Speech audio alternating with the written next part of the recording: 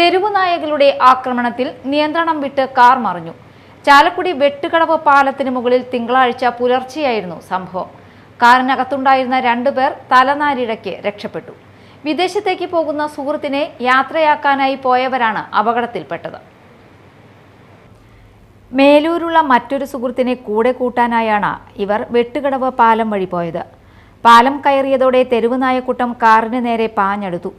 കാറിന് മുകളിലേക്ക് ചാടി പരിഭ്രാന്തി സൃഷ്ടിച്ച നായക്കൂട്ടത്തിന്റെ പരാക്രമണത്തിൽ കാറിന്റെ നിയന്ത്രണം വിട്ട് മറിയുകയായിരുന്നു.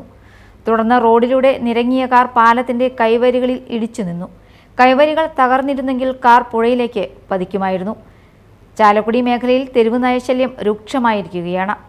മാർക്കറ്റിലും ബസ് സ്റ്റാൻഡ് പരിസരത്തും നായ ആക്രമണത്തിൽ നിരവധി പേർക്കാണ് പരിക്കേൽക്കുന്നത്.